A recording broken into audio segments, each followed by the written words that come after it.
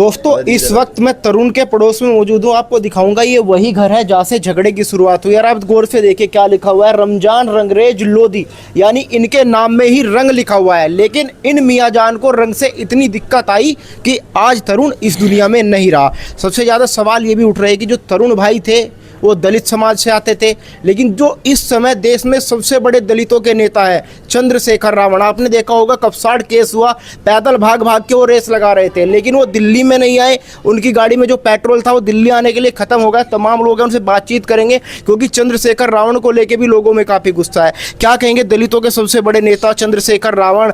हमारे जो तरुण भाई थे वो भी दलित समाज से आते थे, लेकिन रावण जी यहाँ पे दिखाई नहीं दिए। उसका कारण ये है कि वो दलित के फर्जी नेता हैं। वो उनको केवल दलितों को बरगला के उनका वोट चाहिए, इसके अलावा कुछ नहीं है। दलित का महत्व जहाँ पे मुसलमान ज़्यादा है उनके सामने दलितों की अहमियत उनकी नज़रों में बिल्कुल जीरो है। क्योंकि आप देख सकते हैं यहाँ से संसद भवन की दूरी केवल मात्र होगा 25 किलोमीटर। वो यूपी में जा सकता है क्योंकि वहाँ पे बीजेपी की सरकार है। उसको बदनाम करना है वहाँ पे, यदि हमारे भाईचारे में किसी आपस में लड़ाई हो जाए, हिंदू हिंदू में लड़ाई हो जाए, वहाँ वो पहुँचेंगे। परंतु जमानों द्वारा ले जाते हैं हमारे दलित भाई, कहीं भी वो नज़र नहीं आते, वो बिल में घुस जाते हैं। तो अभी उसका जो चेहरे का नकाब है ना, जैसे ये लोग बुर्के में अपराध करते हैं, उसी तरीके से वो भी दलित नेता बन के अपराध कर रहे हैं और उनका कहीं ना कहीं फर्जी चेहरा सबके सामने आ चुका है। और अब जितने भी दलित भाई इनकी बातों में आए भी थे वो भी इनसे अब कट जाएंगे। तो फर्जी नेता है वो यहाँ नहीं आएंगे। कुछ लोग भीम आर्मी के आपने देखा होगा, उन्होंने थोड़ी देर हल्ला हुल्ला करा। वो कुछ नहीं, वो केवल दिखावा था। जब दिल्ली की बात है ना और यहाँ पे प्रेशर पड़ा है कि भीम आर्मी वाले कहाँ हैं, जो खामनेई के मरने से ही, जो ईरान में मारा गया और अमेरिका और इजराइल द्वारा मारा गया, वो अब्बू खामनेई के लिए यहाँ से भीम आर्मी के चीफ चंद्रशेखर रावण वहाँ पे धमकाते हैं अमेरिका के ट्रंप को और इजराइल के नेतन्याहू को। लेकिन ये जो दिल्ली में यहाँ पे कितनी चंद कदमों की दूरी है, यहाँ नहीं आ सकते क्योंकि यहाँ पे उसको केवल दिखावा करना है। मुसलमान जहाँ जहाँ हिंसक बनेंगे, हिंसा करेंगे, वहाँ पे ये नजर नहीं आएंगे। नहीं, चंद्रशेखर रावण वहाँ आते हैं, अगर कोई स्वर्ण कास्ट का किसी दलित पे अत्याचार करता है तो वहाँ सबसे पहले आते हैं। कपसाड़ केस में आपने देखा कैसे वो पैदल रेस लगा रहे थे, पुलिस वो दिखावा है ना जी। वो बीजेपी शासित राज्यों में हो रहा है ना, तो वो दिखावा करने के लिए तो वहां पहुंचेंगे। वहां पे उसको अपने दलितों को बरगलाना है। लेकिन अब हमारे कोई भी दलित भाई इनकी बातों में नहीं आएंगे। सभी समझ चुके हैं कि ये फर्जी दलित नेता है। आप तरुण के क्या दोस्त? हम पड़ोसी, हम इनके समाज से आते हैं और हम यहीं रहते हैं आसपास। तो हम यहाँ इनको देखने के लिए, हमारी संवेदनाएं तरुण भाई के साथ है, उनके परिवार के साथ है और हम सभी दोस्त आते रहते हैं मिलने के लिए। अच्छा, मुझे एक बात बताइए, इनके तो नाम में भी रंगरेज लिखा हुआ है, इनको लेकिन रंगों से इतनी मैं क्या कह रहा हूँ कि इनको हमारे हिंदू देवी देवताओं के नाम से इन्हें होटल चलाना है, इन्हें अपनी दुकानें चलानी है, अपनी रोजी रोटी चलानी है।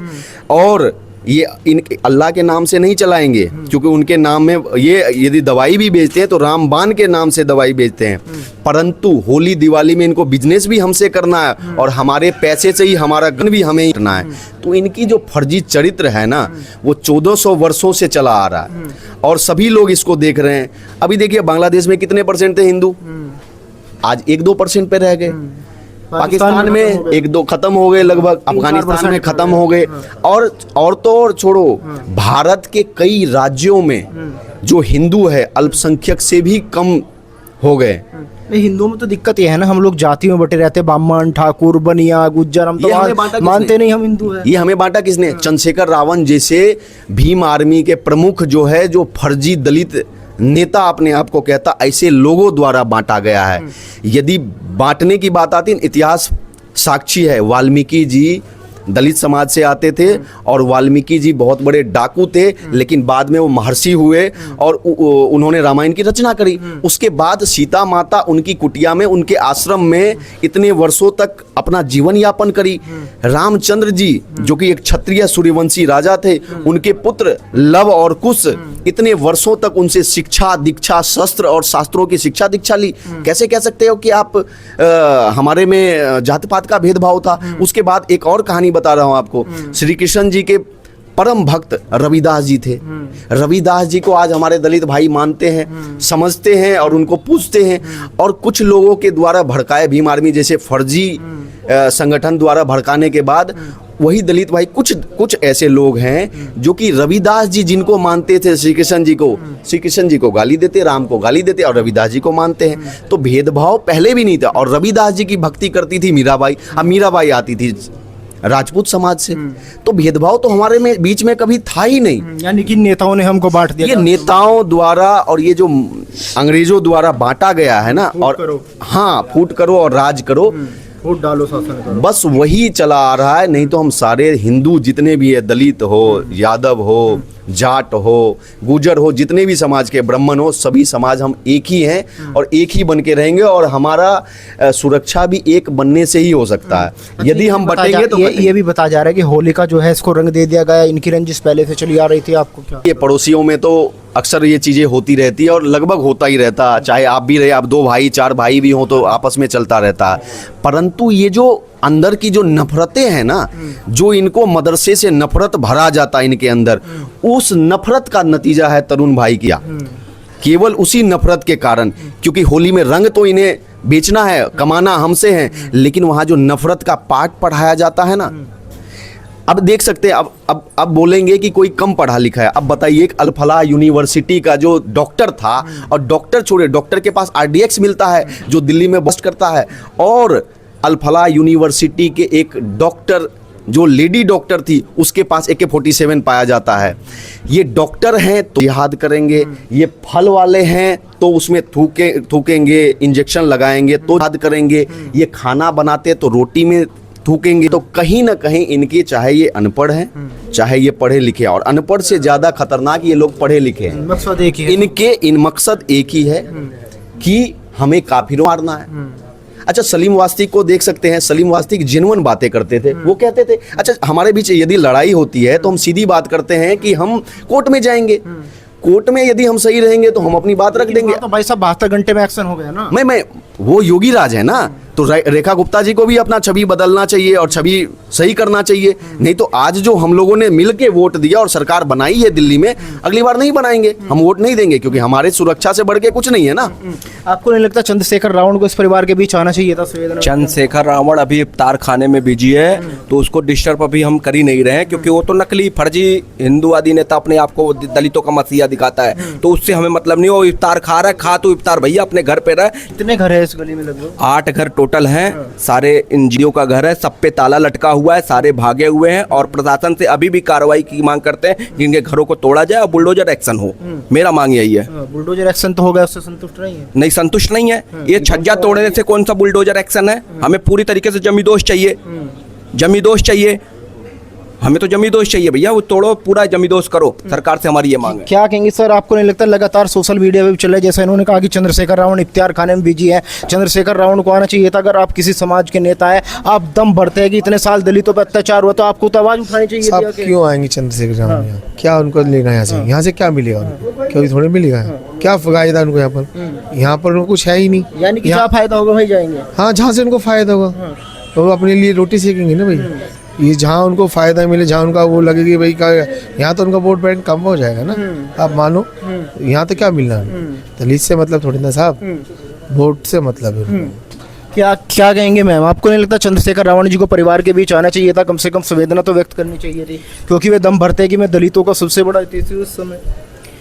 शायद भाई साहब जिन्होंने कहा वो सही कहा है, पर हमारा मानना है जो हमारे बजरंग दल भाई, जो भी हमारे हिंदू समाज के भाई है, हमें उनकी ज़रूरत है इस वक्त। हमें किसी राजनेताओं की ज़रूरत नहीं है, हमें अपने भाइयों की और अपने समाज की ज़रूरत है, हमें हिंदू समाज की ज़रूरत है। जो भाईचारा हमारे लोगों में एकता आज दिख रही है तरुण भाई की तरफ से, हम उनके पूरे सपोर्ट में और पूरे सहयोग के साथ हैं। जो भाई हमारे आगे एक बच्चा उनके साथ लगा है, एक बच्चा, छोटा जो उनके साथ लगा हुआ है ना, जो अपना टाइम निकाल के यहाँ आ रहा है। आज इतने दिन हो गए काम छोड़ के, पूरा दिन लोग यहाँ रुक रहे, अपने घर बाहर छोड़ के लोग रुके हुए। हर बार 1000 आदमी यहाँ आदमी से लोगों को रोका जाता है साहब। यहाँ भर जाए पूरा इलाका, सुरक्षा के नाम पे इनकी कोई सुरक्षा नहीं, सुरक्षा बाहर है। आप ये देखो, यहाँ पर रहने के हिसाब तो पता नहीं लग रहा क्या रह रहा। आपको किसी को लगेगा यहाँ पर सुरक्षा के नाम पे 0 है। ये सुरक्षा हमारे लिए नहीं है, ये सुरक्षा उन लोगों के लिए कि हम उनके ऊपर उनको बचा प्रोटेक्ट कर रहे हैं उन्हें, ये हमें प्रोटेक्ट नहीं कर रहे। इनके घर के बाहर कोई लेडीज कांस्टेबल नहीं है, कोई लेडीज कोई जेंट्स पुलिस वाला नहीं है, गलियों के बाहर बैठे हुए। क्यों? हमें आने नहीं दिया जा रहा, हमारे लोगों को रोका जा रहा है, हमारे हिंदू भाइयों को रोका जा रहा है, समाज के लोगों को रोका जा रहा है। यानी कि दूर दूर से राजस्थान से या कहीं पे भी हमारे भाई बसे हुए हैं, वो आके अपनी दुख प्रकट कर रहे हैं, पर उनको बिल्कुल अंदर एंट्री नहीं करी जा रही। आप लोग भी कितना संघर्ष करके अंदर आए होगे, तो आप सोचो ना ये किसको प्रोटेक्ट कर रहे हैं। हम एकदम भाईचारे के मामले में, पर जो तरुण बेटे के साथ जो हुआ ना वो बहुत गलत हुआ है, हम उसकी निंदा करते हैं। क्या कहेंगे, मतलब लगभग 14 के करीब गिरफ्तारियां हो चुकी है, क्या लग रहा है अब बाकी क्या एक्शन होना चाहिए मामले में? देखिए सीधी सी बात है, जिस प्रकार से हमारे बाबा जी, योगी बाबा जी इंटर करवाते हैं, क्यों मतलब फैसला ऑन द स्पॉट करवाते हैं, उससे यदि मरहम लगता है उनके जिनके यहाँ होती है, या जो भी हुआ सलीम वास्तवी के साथ हुआ, इनकाउंटर हुआ, उनके परिवार को भी मन में संतुष्टि मिली कि कम से कम एक्शन तो हुआ। पर क्या है, दिल्ली पुलिस खाना पूर्ति करती है। दिल्ली पुलिस को अवैध वसूली के अलावा इनको कुछ सूझता नहीं है, क्योंकि हम देखते हैं ना रेड़ी पटरी वाले सभी से इनको बस पैसे चाहिए, इनको सुरक्षा नहीं करना। और सबसे बड़ी बात यहाँ बजरंग दल वाले और हमारे जितने भी सनातनी भाई हैं, यदि समय से नहीं आते, एकत्रित नहीं होते, एकजुटता नहीं दिखाते, तो इस मामले को भी रफा दफा अभी तक करने में लग गई थी प्रशासन, और अभी तक ये मामला दब गया होता। ये तो बजरंग दल और बजरंग दल हमसे ही तो हैं कि आज ये मामला दबा नहीं, सारी नेशनल मीडिया इसको जान गई है, अमित शाह तक ये बात प्रकरण जा चुका है। पर मैं अमित शाह जी से, जिनके अंदर दिल्ली पुलिस आती है, मैं उनसे विनम्र आग्रह करूंगा कि आप सबसे सर्वप्रथम तो उस बुर्का नशी का इनक्वायरी करवाइए, जिनके जो जड़ है, जिनके कारण ये मुद्दा इतना गरमाया, और जिन्होंने भड़काया लोगों को, और 20-20, 25-25 मिल के हमारे तरुण भाई को मारा। तो सर्वप्रथम तो उनकाउंटर होना चाहिए, और जो इसमें सम्मिलित है सबका इनकाउंटर होना चाहिए।